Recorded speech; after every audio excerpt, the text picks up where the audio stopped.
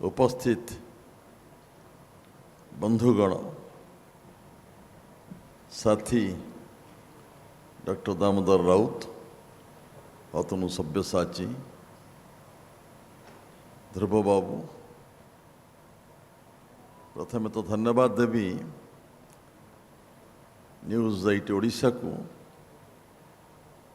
आम मान सब डाकी बिजू बाबू को मन पकईवा प्रमाद पुरुष महान जननेता तांको विषय तांको स्वप्नर ओडिशा एवं अनुभूतिर ओडिशा संपर्क में किसी कहवा प्रथम सुजोग देइचंती। बिजू बाबू सांगरे काम करिबार मत सुजोग मिलता जितेबाला सी थे मुख्यमंत्री विभिन्न विभाग रे मंत्री भाव में अधीन रे काम करिबार अपूर्व सुजोग लाभ करथिबा व्यक्ति मु पाखर देखी पाखर शुणी तांकर चिंताधारा तांकर संकल्प सब देखिबार सुजोग तो लाभ करिछि। सबुठी प्रश्न चर्चा सब करा जाउछि स्वप्न बिजू बाबू को स्वप्नर ओडिशा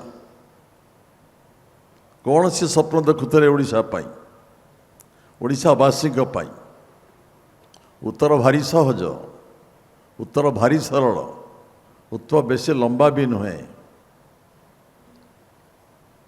ओडिशा राज्य भारतवर्ष रे एक दरिद्रतम राज्य भाव में परिचय नहीं कि बंची दरिद्रतम महात्मा गांधी जितेबाला ओडिशा गस्त करते से कही ओडिशार दारिद्र्यता को देखिकी Odisha is epitome of poverty दरिद्र सब दरिद्र राज्य बोली से निजे भी स्वीकार करते जातिर जनक महात्मा गांधी।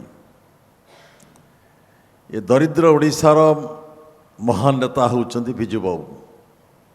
कौन स्वप्न हो पारे जी पायलट चाकरी छाड़ी व्यापार को छाड़ी स्वाधीनता संग्राम में झांस दे ओडिशा राजनीति करने जे पदार्पण कले ताकर स्वप्न कौन हो पारे।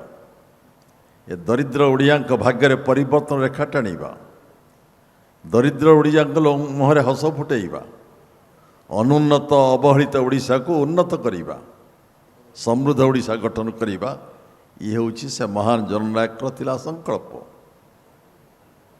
छत्रे छत्रे बारी होतला तंकर संकल्प स्पंदन ओडिया जाति को उन्नत करने को हबो।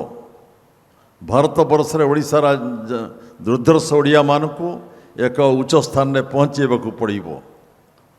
अनेक योजना अनेक चिंता अनेक गार टाणी से बाहुरी से बड़ प्रश्नवाची ओडिया गरीब दरिद्रता कषाघात अथजात होची ओडिया किंतु ओडिशा होची धनी। ये प्राचुर्य भितर दारिद्रता कहीं ये प्रश्न तांको निनादित करुथला ये प्रश्न तांको कष्ट दउथला। जो माटी उर्वर से माटी रे फल फसल कहीं हो नहीं संपद भरा राज्य ओडिशा खनिज संपद जंगल संपद जल संपद रे भरपूर ये राज्य किंतु ये राज्यवासी समग्र भारत वर्ष रे दरिद्रतम जाति भाव में परिचय नहीं केते दिन बंचीबे। ये पैराडॉक्स ये विचित्रता या भांगा को हबो। ये हूँ स्वप्न गरीब ओडिया को धनी करने को हब अनुन्नत ओडिशा को उन्नत करने को हब अवहेलित ओडिशा को विकसित करने को पड़ो। ये हूँ ओडिशार समृद्धि। एथिपाई कौन ये गोटे हूँ समृद्ध ओडिशा गठन करवा एक स्वप्न अन्य स्वप्न हूँ ओडिया जातिटा को समग्र भारत वर्ष रे पृथ्वी रे यार परिचय को व्यापक करिबा परिचय सृष्टि करिबा विजु पट्टनायक थिले आमर परिचय